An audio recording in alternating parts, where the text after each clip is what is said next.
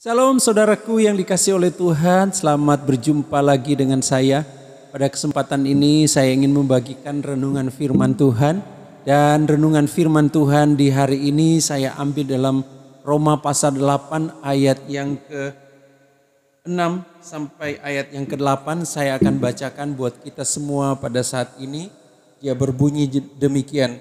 Karena keinginan daging adalah maut, tetapi keinginan roh adalah hidup dan damai sejahtera.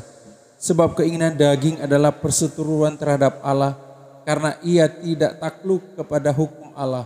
Hal ini memang tidak mungkin baginya. Mereka yang hidup dalam daging tidak mungkin berkenan kepadanya, karena keinginan daging adalah maut. Bapak ibu saudara sekalian yang dikasihi oleh Tuhan, Tuhan menginginkan kita untuk kita hidup di dalam roh. Karena itu keinginan daging bertentangan dengan Tuhan, bertentangan dengan keinginan Tuhan. Kita yang sudah percaya, kita yang sudah ditebus dan mengaku dirinya sebagai orang yang percaya, yang mengaku dirinya sebagai orang Kristen, harus dipimpin oleh Roh Kudus. Kenapa? Karena jelas-jelas firman Tuhan katakan di sini bahwa keinginan daging adalah maut. Keinginan daging adalah maut. Ketika kita masih mengikuti keinginan-keinginan daging kita, keinginan kita, hawa nafsu kita, perseteruan nafsu yang jahat, amarah, dengki, iri hati, dendam, pestapor dan sebagainya, maka itu bertentangan dengan keinginan roh. Dan firman Tuhan jelas katakan keinginan daging adalah maut. Artinya apa? Ketika kita terus mengikuti keinginan-keinginan hawa nafsu kita, keinginan daging kita, maka itu akan menyeret kita untuk jauh dari Tuhan. Itu akan menyeret kita untuk menyakiti hati Tuhan. Itu sebabnya kalau kita terus menerus melakukannya, kita akan menuju kepada maut. Itu sebabnya firman Tuhan berkata, ikutilah keinginan roh. Karena di sini dikatakan keinginan roh adalah hidup dan damai sejahtera. Kalau kita mau hidup, kita hidup dalam keinginan roh. Keinginan roh adalah kasih, sukacita, damai sejahtera. Hidup yang mau cari Tuhan, hidup mau berkenan kepada Tuhan, hidup dalam kasih, hidup dalam pengampunan. Itulah keinginan roh, hidup dalam perkenanan Tuhan. Kerinduan yang besar untuk bersekutu dengan Tuhan, kerinduan yang besar untuk melakukan kehendak-kehendak Allah, kerinduan yang besar untuk melakukan kebenaran firman Tuhan, untuk menyenangkan hati Tuhan. Itulah keinginan roh.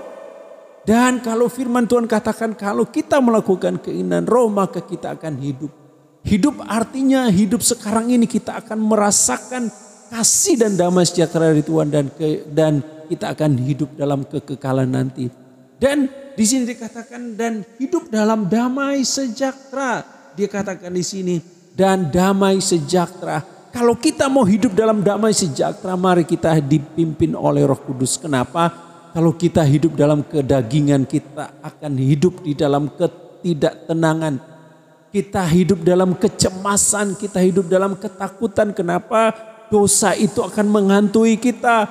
Ketika kita sudah marah, kita sudah benci, dan kita sudah dendam, dan orang itu sudah dendam juga kepada kita. Apa yang terjadi? Kita akan diliputi dengan ketakutan. Ketakutannya di sini ketemu dengan orang itu, kita takut. Kita jalan sendirian, kita takut nanti ada orang-orang mau mencelakain saya. Jadi hidup dalam ketakutan.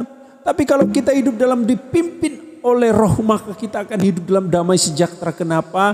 Apa yang kita tabur itu yang akan kita tuai. Kalau kita hidup dalam kasih, maka kita akan menuai kasih dari orang lain. Tapi kalau kita menabur kebencian, maka kita akan hidup dalam kebencian juga dari orang lain. Itu sebabnya kalau kita hidup dalam keinginan roh, maka kita akan hidup dalam damai sejahtera. Hiduplah dalam pimpin oleh Roh Kudus, maka Tuhan akan membawa kita di dalam damai sejahtera. Banyak orang sekarang ini tidak bisa hidup dalam damai sejahtera. Kenapa? Karena mereka hidup dalam keinginan daging, keinginan duniawi. Dia tidak bisa hidup damai sejahtera dengan suami atau istri. Karena apa? Suami itu dia mengikuti keinginan daging. Suka marah-marah sama istri, suka bentak, bahkan ada yang KDRT di rumah tangga. Sehingga dia tidak merasakan damai. Di rumahnya dia tidak merasakan damai. Sehingga dia akan pergi ke tempat-tempat yang salah dalam hidup. Kenapa? Karena ada kebencian. Kalau kita ingin merasakan sesuatu yang damai dalam hidup kita, hiduplah dipimpin oleh Roh. Dan di sini dikatakan, sebab keinginan daging adalah perseteruan terhadap Allah. Ketika kita hidup di dalam daging, maka kita sedang berseteru dengan Allah. Kita berhadapan bukan dengan manusia, tapi kita berhadapan dengan Allah. Kita berhadapan dengan Tuhan. Dan sanggupkah kita ini melawan Allah? Tidak mungkin Bapak Ibu Saudara sekalian. Allah itu adalah Allah yang besar. Kita inilah manusia ciptaannya. Artinya kita menyakiti hatinya. Kita menyakiti firman. Kita menyakiti akan kehidupannya. Dan apa yang terjadi kalau kita menyakiti hati Tuhan? Tuhan akan disakiti dan Tuhan akan meninggalkan kita. Dan di sini dikatakan, mereka yang hidup dalam daging tidak mungkin berkenan kepada Allah. Orang yang hidup dalam daging itu tidak mungkin berkenan kepada Allah. Artinya dia tidak bisa menerima kasih karunia. Ada halal dalam hidup kita ini. Kita hanya dapatkan oleh kasih karunia. Tapi karena kita sudah menjadi seterunya Allah. Kita sudah menjadi musuhnya Allah. Kita tidak bisa mendapatkan kasih karunia dari Allah. Untuk kita bisa mendapatkan kasih karunia dari Allah, maka kita hidup dipimpin oleh Roh. Kita hidup dalam kasih karunia Tuhan.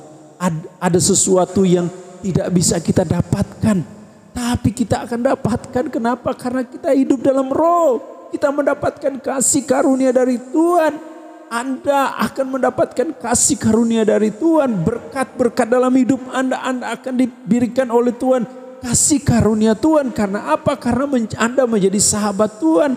Anda menjadi sahabat Roh Kudus. Dan kita mendapatkan perkenanan-perkenanan dari Tuhan ketika kita hidup dipimpin oleh Roh dan mengikuti keinginan-keinginan Roh. Itu sebabnya tidak ada alasan bagi kita untuk kita mengikuti keinginan Roh.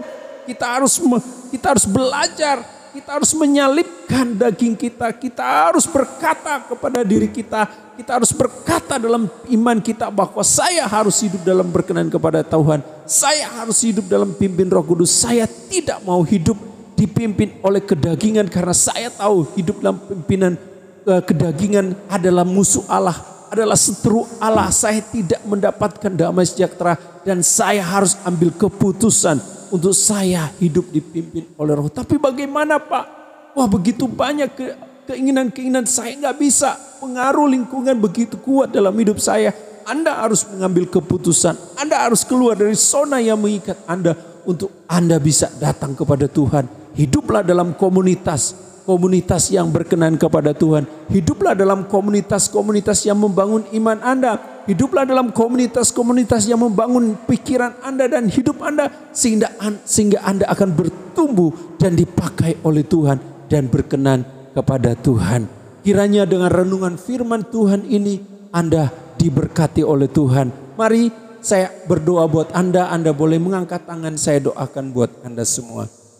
Terima kasih ya Tuhan.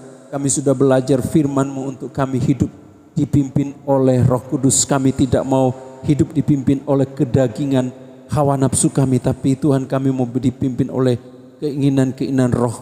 Aku berdoa buat yang mendengarkan firman ini, yang menonton video ini. Aku lepaskan berkat Tuhan. Mereka tidak mampu ya Tuhan untuk hidup dipimpin oleh Roh Kudus.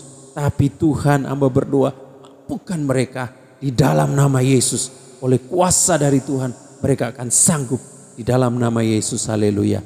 Amin. Amin. Puji Tuhan. Terima kasih semuanya.